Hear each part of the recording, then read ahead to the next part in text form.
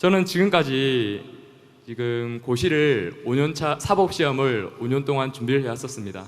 근데 작년 추석을 지나고 갑작스럽게 고시를 중단하게 돼버렸습니다. 그 이유는 저도 피치 못한 사정으로 건강이 너무 나빠졌기 때문이거든요. 근데 재미난 사실을 제가 알게 됐습니다. 제가 작년에 사법시험을 중단하기 전에 그의 어머니께서 그 점집을 찾아가셔가지고 신년 운세를 보신 겁니다. 이 아들을 보니까 9월쯤에 분명히 사법시험을 중단하게 될 거다. 그렇게 말하는 겁니다. 네. 제가 이거 완전히 한 방 먹은 기분이었습니다. 네. 제 삶의 신조가 완전히 뒤흔든 거니까요. 네.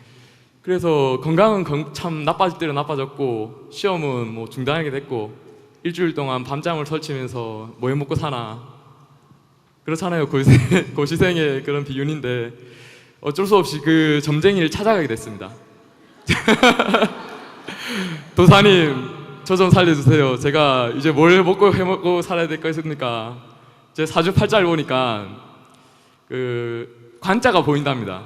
그래서 공무원을 하면 참 잘할 것이고 뭐 1, 2년 안에 공무원 분명히 되니까 한 일주일만 쉬었다가 그냥 공무원 준비를 해라는 겁니다. 네. 뭐 듣고 보니까 뭐 괜찮은 것 같아서 네. 좀 비슷한 과목이 많은 그런 공무원 시험을 준비하게 됐어요. 네.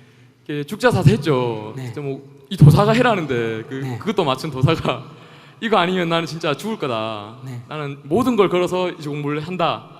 근데 3, 4개월이 차 못 지나게 돼서 시험장도 못 따고 공부를 하다가 쓰러지게 됩니다.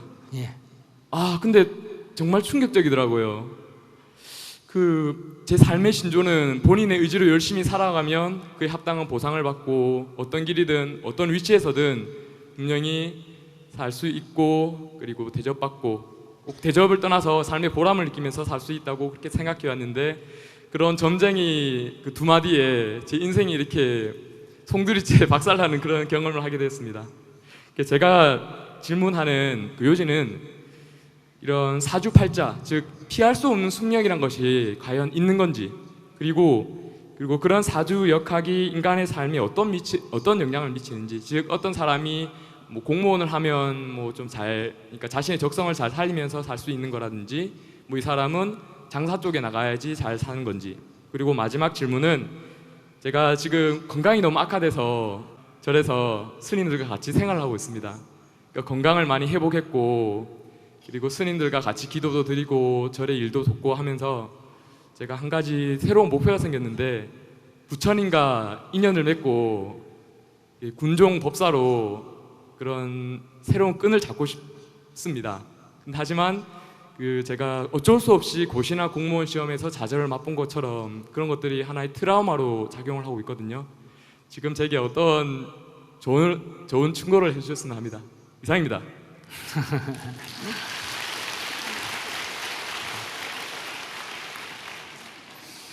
그러니까 이 세상의 일은 어떤 관점에서 보느냐에 따라서 다르고 누가 보느냐에 따라서 다르고 각각 다 일리가 있습니다. 점쟁이 말에도 일리가 있고 교회 가서 목사님 말에도 일리가 있고 신부님 말에도 일리가 있고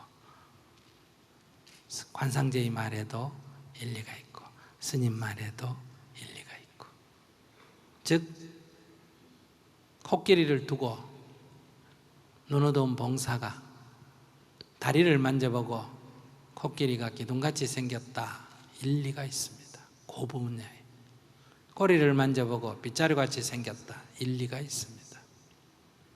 코를 만져보고 뱀같이 생겼다, 일리가 있습니다. 일리가 있는 것과 진실과는 반드시 일치하는 것은 아닙니다.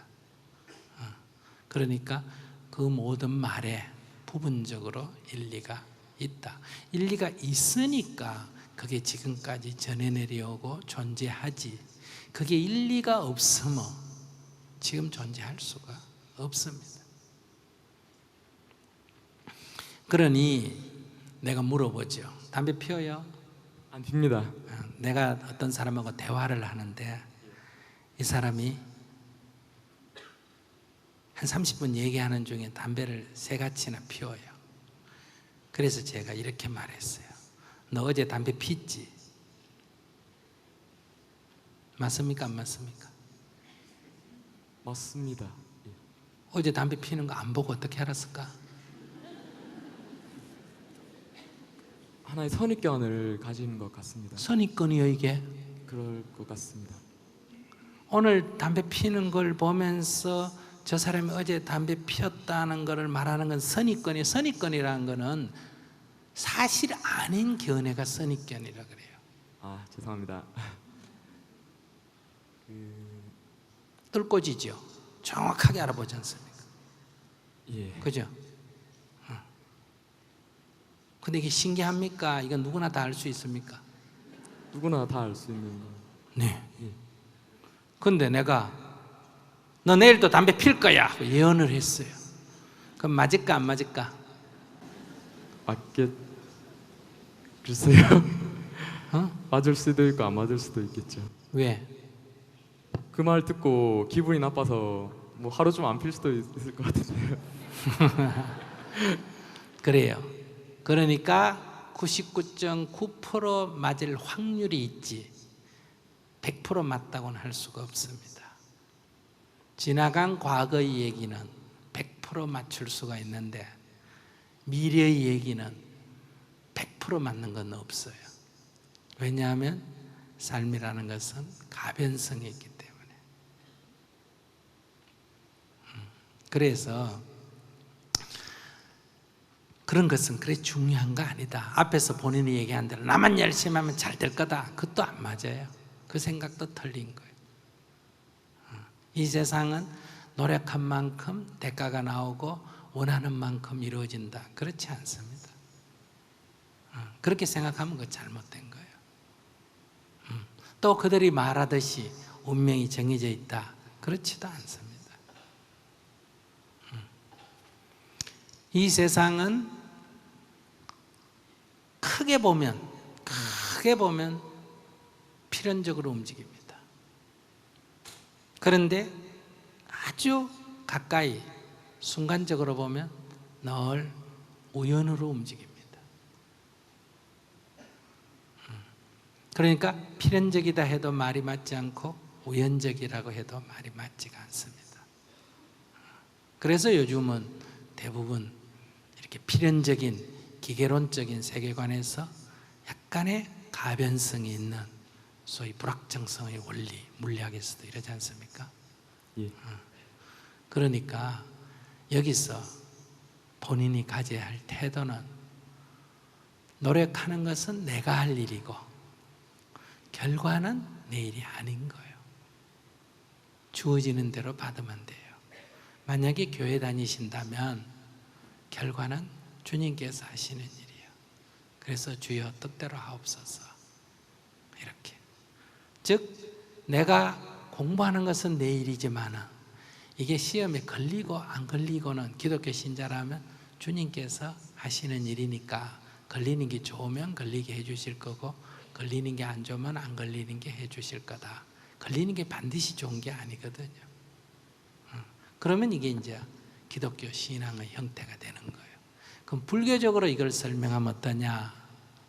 다만 인연을 따르라. 오는 사람 막지 말고 가는 사람 잡지 마라. 이 표현이 서로 다르지만 내용적으로는 비슷해요. 그러니 고시 공부 5년 하다가 그만둔 거 잘하셨어요. 담배 피는 거 딱 보고 너 어제 담배 피웠지 하는 것처럼 내가 5년 동안 해왔습니다 하고 제가 딱 관찰하면 가망성이 없어 이렇게 99%는 맞출 수가 있어요. 잘하셨다 이거예요. 그건 점쟁이 아니라도 알 수 있어요.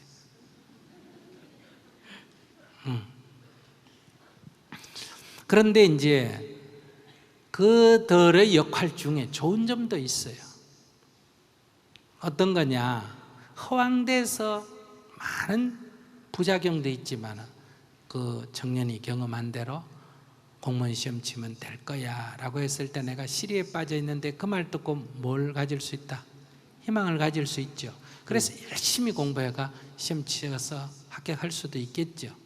그럼 이 점쟁이한테 내가 이득을 본 거예요. 이게 심리적인 치료예요, 일종의. 그러니까 사람이 아들이 물에 빠져 죽어서 한이 맺혀 있는데 무당이 가서 구슬하면서 장대를 가지고 물속에 넣어가 휘휘휘휘휘휘 젖어가 머리카락을 하나 딱 건져내면서 아들이 드디어 나왔다. 이렇게 하면 그냥 아들이 존대 갔다 하는 것보다는 심리치료 효과가 있을까 없을까? 있어요. 그렇기 때문에 절에서도 이 영가천도 할 때 그냥 뭐라고 하고 극락 갔다 이런 것보다는 배를 하나 만들어가 그 종이 연가를 얹어놓고 간다 해가 가면 기분이 훨씬 좋아요. 아시겠어요? 이 시각 효과가 있다 이 말이야. 아 진짜 간 것 같아요. 그래서 이게 다 심리 치료 효과가 있습니다.